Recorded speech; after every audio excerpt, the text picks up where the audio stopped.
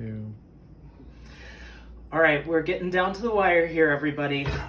This, actually, I had it sitting in the refrigerator for 30 minutes just because I was talking and droning on, and it got a little softer than it usually does when I'm not talking and working quickly. But anyway, this is now firmed up again. I just pulled it out of the fridge. I preheated the oven to 375 right now, and we just have a couple things to do to make it pretty.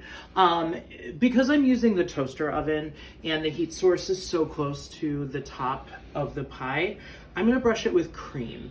If I was baking it in an actual large oven, I would probably brush it with beaten egg because the heat source would be farther away. However, when I use that oven, I found that beaten egg burns really, really quickly. So it's not as pretty when it comes out. So cream is the answer, but if you're baking it again in an oven, use beaten egg with a little bit of water and then brush it on. So this does not need to be anything fancy. And if you are using a real oven, you can absolutely use cream as well. And just FYI, it will not make the top of the pie white. This will disappear as it bakes. But you do want to get a pretty good layer of this on the entire top surface of the pie, as well as on the crimps as well. Don't let it pool too much in here in these because then it will get a little bit weird. So do it sparingly on the crimps. You can get a little more aggressive with it on the actual top surface of the pie, but these tend to burn a little bit quicker because they are a little bit higher than the rest of the pie. So we're almost done here. Been a long day. I know Kent's ready to eat this. We're getting there. It's a labor of love, but you know, we have the time now since we're home and there was no commute involved today, so we can actually cook something nice and something pretty and hopefully delicious. We shall see. All right, that is good.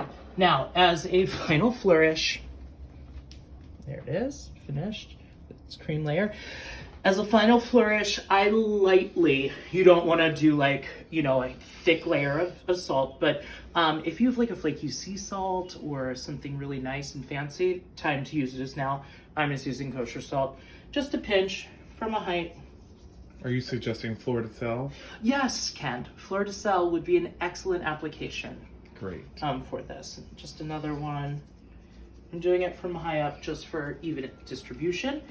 And then I know we didn't use black pepper before in the filling, but I think this is a great time to add a little extra fresh cracked pepper flavor to the top of this. So I just, again, from above, and I'm not doing a really like thick grind on this. Kind of letting it fall where it may. All right, the end. All right, this is ready to go in the oven. Yay, finally. One trick that I do, we talked about rolling the pastry thin and getting it crisp, but the hardest thing is to get the bottom crust cooked all the way through, especially with a soupy filling, so it's not soggy. So what I found is I have put this little baking tray that comes with this because it fits in here, but a regular baking sheet would be good as well. I let it preheat. It's hot right now. I lined it with foil before I put it in so that when I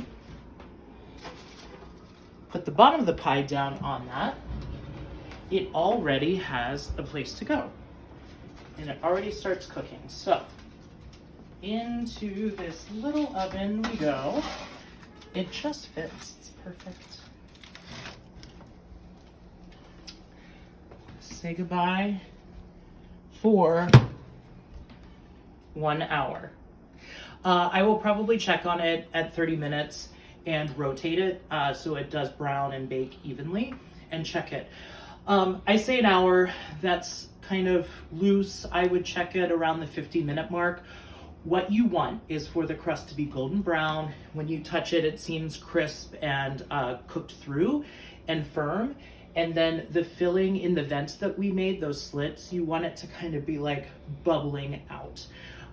If it is not doing that after an hour, I would keep it in for 10 more minutes and 10 more minutes after that until you achieve that beautiful golden brown that you want and the crispy crust. And then we can eat it after it rests for at least 15 to 20 minutes. Anyway, it's in the oven. We have nothing to do for an hour. We're gonna watch some TV, maybe catch up on some emails that came in while I was doing this, and then we'll be back and it will be time to eat. Yay!